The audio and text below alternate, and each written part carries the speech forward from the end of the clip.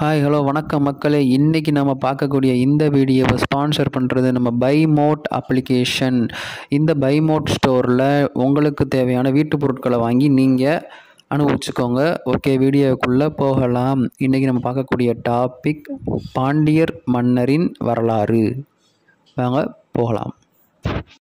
பாண்டியர்கள் பழந்தமிழ் நாட்டை ஆண்ட வேந்தர்களுள் ஒருவராவர்.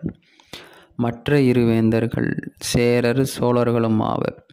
பாண்டியர்கள் மதுரை, ராமநாதபுரம், திருநெல்வேலி மற்றும் தற்போதைய கேரளத்தின் தென்பகுதி ஆகியவற்றை ஆட்சி செய்தனர். இந்தியாவில் எந்த ஒரு மன்னர் குலத்துக்கும் இல்லாத நெடிய வரலாறு பாண்டியர்களுக்கு உண்டு. பாண்டியர்கள் பெயர் காரணம் பண்டு, பண்டைய, பாண்டிய, பாண்டியர் என்று தெரிந்திருக்கலாம் என்பது பாவாணரின் கூற்று. பாண்டியர் என்னும் சொல் பண்டையர் என்னும் சொல்லிலிருந்தே வந்தது என்று மொழியியல் வல்லுநர்கள் கூறுகின்றனர். பண்டைய நாடு என்பதே பாண்டிய நாடு என்று மறிவதாகவும் கூறுவர்.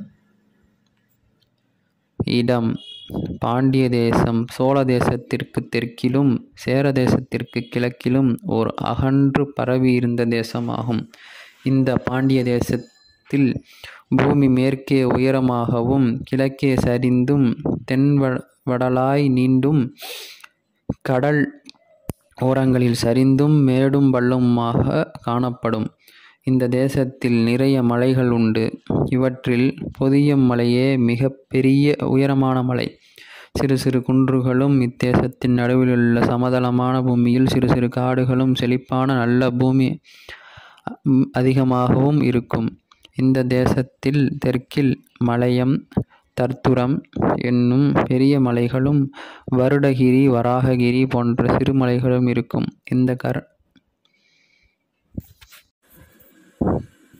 தெற்கில் பொதிய மலையில் உற்பத்தியாகும் வைகை நதி சிறப்பு வாய்ந்தது. இந்த பாண்டிய தேசத்தில் நெல், வாழை, கரும்பு போன்ற பயிர்களும் பருத்தி பயிர் வகைகளும் விளைகின்றன.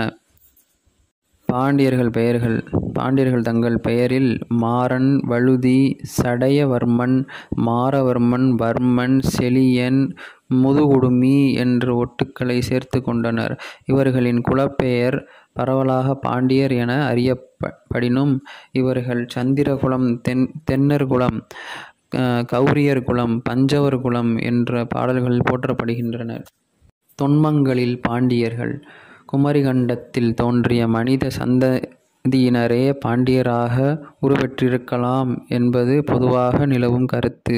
இந்திய பெருங்கடலில் மூழ்கிவிட்டதாக கருதப்படும் குமரிகண்டத்தில் 72 நாடுகளும் தலைநகராக தென்மதுரையும் விளங்கியது. பாண்டிய மன்னர்களின் தலைநகராக விளங்கிய தென் மதுரை கடற்கோளினால் அழிவுற்றது. இக்கடற்கோளில் அழியாது இருந்த எஞ்சிய நாடுகள் தலைநகராக கபாடபுரம் விளங்கியது. இரண்டாம் கடற்கோளால் அந்நாடும் அழிவுற்றது. இவ்வழிவின் பின்னர் தற்போதுள்ள மதுரை பாண்டியர்களின் தலைமை நகரமாயிற்று. பாண்டிய மன்னர்கள் தமிழ் சங்கம் வைத்து தமிழ் வளர்க்கப்பட்டது.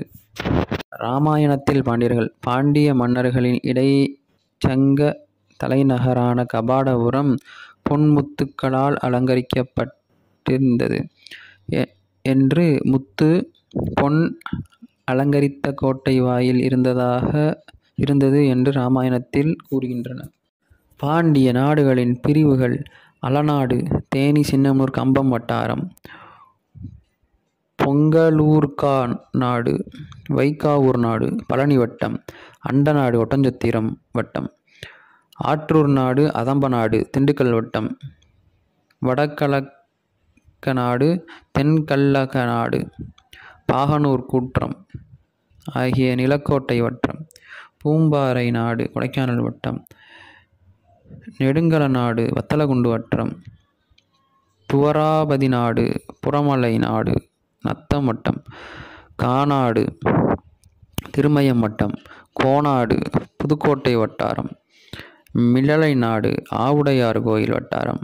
பள்ளி நாடு, வேடச்சந்தூர் வட்டம் ஆகிய பகுதிகளை கூறுகிறது. குடும்பவியல். அரசன், அரசி, இளவரசன், பட்டத்து அரசி என்ற முறையில் குடும்பம் அமைந்தது. பாண்டிய அரசன் வேந்தன் எனப்பட்டான். பட்டத்தரசி பாண்டிமாதேவி எனப்பட்டாள். சில பாண்டிய அரசர்கள் பட்டத்தரசியை அன்றி பிற பெண்களையும் மணந்திருந்தனர். புராணங்களின்படி பெண்களும் முடிசூடி ஆட்சி நடத்தியதோடு போரும் செய்திருக்கின்றனர். அரசின் மூத்த மகனே இளவரசு பட்டம் பெற இயலும்.